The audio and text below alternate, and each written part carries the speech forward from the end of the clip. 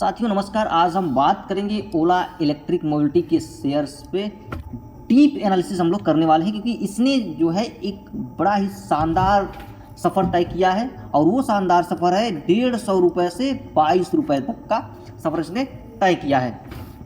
तो इसी के बारे में आज हम लोग बात करने वाले हैं। तो क्या आने वाला जो ईवी रिवोल्यूशन का सपना था वो धीरे धीरे टूट रहा है इसका? ओला इलेक्ट्रिक जो कभी मार्केट का सुपरस्टार था, आज अपने इन्वेस्टर्स का लगभग 70% पैसा डुबो चुका है। अभी करंट प्राइस की 22.8 रुपये पर ट्रेड कर रहा है। तो ये प्राइस क्या ये बाई एंड डिप का मौका है, या यहाँ से हम एग्जिट कर सकते हैं, या आखिरी सिग्नल ये हमें दे रहा है? तो इस वीडियो में हम जानेंगे डिटेल में, तो बने रहिए क्योंकि इसका पूरा हम लोग फाइनेंशियल पोस्टमार्टम करेंगे। फाइनेंशियल डेटा, इसका कैश फ्लो कितना है, प्रॉफिट एंड लॉस कितना है, बैलेंस शीट का सभी चीज़ हम लोग जानने वाले हैं। तो आइए सबसे पहले हम चलते हैं इसके बैलेंस शीट पर नज़र डालते हैं कि क्या इसका दिसंबर का डेटा रहा है। अभी तो फिलहाल आप देखिए कि ये जो कंपनी है 10,057 करोड़ की मार्केट कैप है इसका टोटल, यानी जो लोग इन्वेस्टर इसमें पैसा इन्वेस्ट किए हैं वो कंपनी का मिलाकर के कुल 10,057 करोड़ का मार्केट टोटल है। हाई जो है इसने 71 और लो जो है इतना लगाया। डिविडेंड कोई दे नहीं रही है। फेस वैल्यू भी ज़्यादा ही है इसका। आरओसी देखे तो माइनस है यहाँ पर। बुक वैल्यू भी यहाँ पर देखिए, बुक वैल्यू से इसका जो प्राइस है काफ़ी ऊपर है, तो हाई है अभी भी।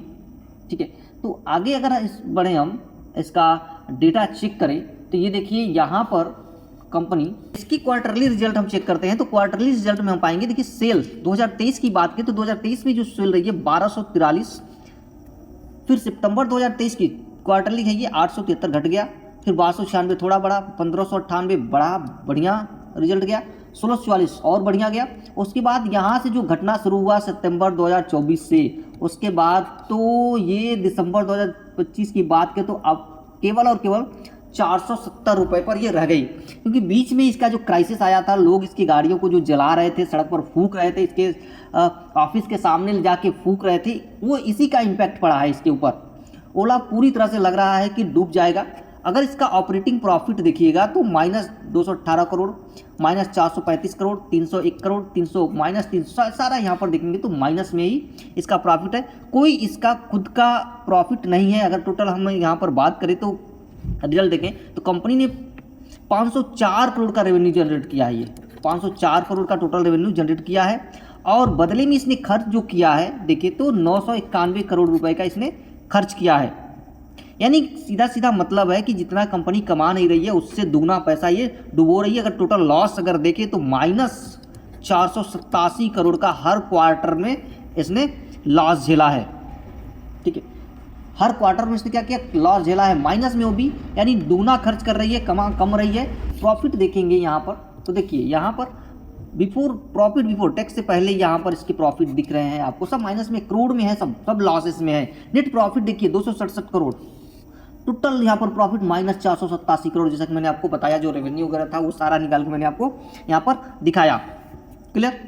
और आगे बढ़ते हैं, इसमें कंपनी आगे क्या करने वाली है। इसका कैश फ्लो अगर हम देखें कंपनी का, फिर प्रॉफिट एंड लॉस भी देखेंगे हम,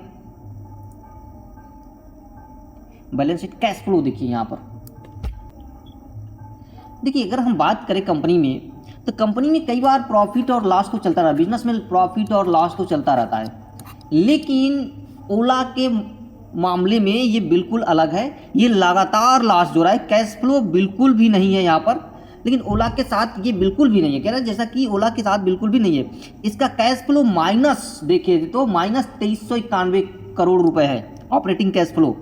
यानी इसका सीधा मतलब है कि कंपनी का जो मेन बिजनेस है उससे पैसा आ नहीं रहा है, बल्कि जा रहा है। कंपनी में पैसा आ नहीं रहा है, क्या हो रहा है, ये कंपनी से पैसा वापस जा रहा है। देखिए मार्च की अगर बात करें, मार्च 2021 की, तो 252 करोड़ माइनस में, फिर माइनस में 885, फिर 23 में और बढ़ गया, फिर 2024 में और मार्च 2025 में तो और अधिक बढ़ गया। ये क्वार्टरली है, ये इसके लॉसेस हर साल, हर तिमाही अगर देखें तो हर तिमाही कंपनी जो है लॉस करती जा रही है। तो नेट कैश फ्लो भी यहाँ देखें तो माइनस में ही चल रहा है लगभग, कोई इसमें प्रॉफिट नज़र नहीं आ रहा है, लगभग कंपनी डूबती नज़र आ रही है। ठीक है, यानी कंपनी अगर देखे तो अपना जो सरवाइव करने के लिए जो कंपनी काम कर रही है वो अपने प्रॉफिट से काम नहीं कर रही है। कंपनी जो सरवाइव करने के लिए काम कर रही है वो काम कर रही है नए कर्ज लेकर के या नए शेयर्स पर, नए शेयर को बेच रही है। अब इसका अगर हम प्रॉफिट बैलेंस शीट अगर हम चेक करें, थोड़ा सा ऊपर चलें और बैलेंस शीट अगर हम इसका देखें, हाँ ये रहा इसका बैलेंस शीट। बैलेंस शीट देखिए, इक्विटी कैपिटल की बात करें तो जो टोटल इक्विटी कैपिटल है इसके पास मार्च की है ये मार्च 2022 में, इसने मार्च 2023 में, फिर मार्च 2024, फिर मार्च 2025, मार्च 2000, इतना केवल इक्विटी कैपिटल इसके पास बचा है। और टोटल लायबिलिटीज यानी कर्ज, कंपनी जो उधार ले रही है पैसा 42 करोड़, ये सब करोड़ में है, 3500 करोड़, 5000 करोड़, 3556 करोड़, ये कंपनी के ऊपर लॉसेस है, उधारी है। टोटल लायबिलिटीज जो कर्ज है इसके ऊपर, ये देखिए लायबिलिटीज इसके ऊपर कितने हैं, बहुत ज़्यादा है, 9650 करोड़ ये कंपनी के ऊपर है। कंपनी के पास एसेट कितने हैं, उसके पास अगर बेचिए कर चुकाने के लिए तो टोटल जितने कर्जे उतने तो एसेट ही है इसके पास। देखिए यहाँ पर 9650 का टोटल, यानी कंपनी के पास कुछ नहीं है, बुरी तरह से कंपनी खोखली हो चुकी है, यानी कंपनी के ऊपर बहुत ज़्यादा कर्ज आ चुका है। अगर हम इसका टेक्निकल देखें, अब अगर हम इसका टेक्निकल देखें यहाँ पर तो इस स्टॉक लगातार यहाँ पर देखें तो लोअर लो यहाँ पर देखिए लोअर लो चलता चला गया है। कहीं पर भी इसमें ऊपर यहाँ पर नज़र नहीं आ रहा है कि हाँ ये पुनः से रिवर्स यानी ऊपर जाएगा, ऐसा नहीं लग रहा है कि इसका जो टेक्निकल स्तर भी है उसमें कहीं पर हमको सपोर्ट नज़र नहीं आ रहा है। हर जगह से जो भी सपोर्ट है उसका वो टूटता नज़र आ रहा है। अगर ये 22.50 के नीचे और चला जाता है तो कोई इसमें मजबूत सपोर्ट नहीं है, कंपनी पूरी तरह से और नीचे गिरेगी, चली जाएगी लगभग 10 रुपये के पास। इसकी बुक वैल्यू भी 9.84 के पास है, तो अभी ये अपने एसेट की रियल वैल्यू से बहुत ज़्यादा ऊपर ट्रेड कर रहा है। तो अब यहाँ पर ये है कि क्या कंपनी आगे ये बाउंस बैक कर पाएगी, तो इसके सामने बहुत बड़ी क्या है चुनौती है कि क्या कंपनी आगे जा पाएगी या नहीं जा पाएगी। तो सबसे पहले यहाँ पर इसको क्या करना होगा, लॉसेस को कम करना पड़ेगा।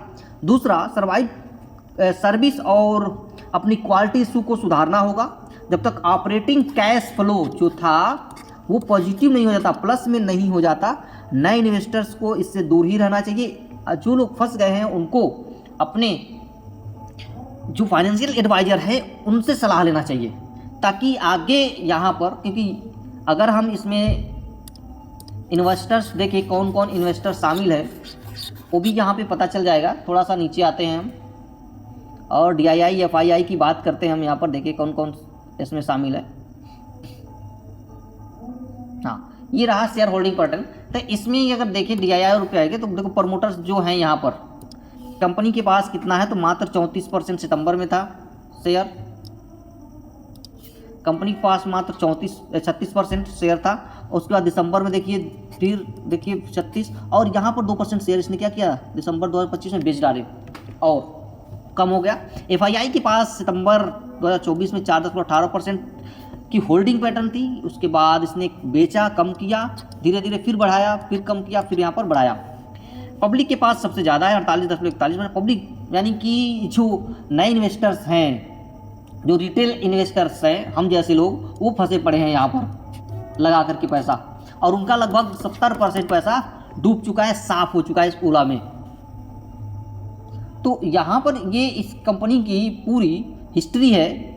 तो अगर नए इन्वेस्टर्स हैं आप तो इससे दूर रहें, इसमें इन्वेस्ट करने का ना सोचें आप, क्योंकि इन्वेस्ट करने का अगर सोचेंगे तो आप यहाँ पर फंस जाएंगे, क्योंकि इसका सब कुछ क्या है जीरो है कंपनी का, कोई इसका प्रॉफिट नहीं है, कोई सारे प्रॉफिट यहाँ पर निगेटिव हैं। हर साल यहाँ पर कंपनी निगेटिव में ही जा रही है। देखिए आपने देखा -252 मार्च 2021 में, फिर 885 करोड़, फिर 1507 करोड़, फिर 633 करोड़, ये कंपनी के घाटे हैं। और आगे मैं आपको इस कंपनी के घाटे दिखाता हूँ।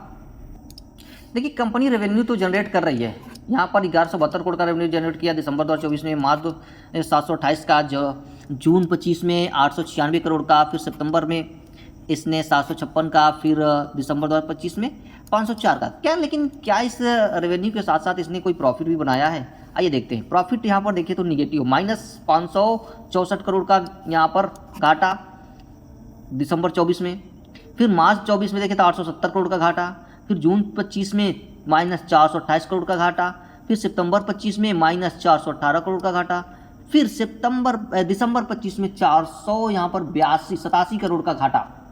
ये कंपनी का घाटा है हर क्वार्टर का, यानी कंपनी हर तीसरे महीने जितना कमा नहीं रही है उससे दोगुना खर्च कर रही है और घाटा इसका बढ़ता ही जा रहा है। अब इसका नेटवर्थ अगर हम यहाँ पर देखें तो ये कंपनी का नेटवर्थ है 2022 में इसकी नेटवर्थ थी 3661 करोड़, 2023 में 2356 करोड़, 2024 में 2019 करोड़ और 2025 में 5143 करोड़ यहाँ पर है। यानी कंपनी जो है ये चल रही है वो केवल और केवल, अगर पूरा एनालिसिस करने के बाद जो समझ में आया, वो कर्ज से चल रही है या फिर नए शेयर जो है वो जारी करके चल रही है। तो अगर आपको क्या लगता है कि क्या भाविश अग्रवाल ओला को ट्रैक पर लाएंगे या नहीं लेकर आ पाएंगे, तो अपनी राय हमें कमेंट में ज़रूर बताइएगा। और ऐसे ही डीप एनालिसिस के लिए हमारे चैनल्स को सब्सक्राइब कर लीजिए। कमेंट में बताइए कि अगला वीडियो किस कंपनी के एनालिसिस पर बनाया जाए, ताकि और आपको इन्वेस्टमेंट करने में मदद मिल सके। तो चलिए आज के लिए इतना ही, मिलते हैं फिर हम लोग नए वीडियो में। तब तक के लिए चैनल को लाइक, शेयर और सब्सक्राइब करना बिल्कुल ना भूलिएगा।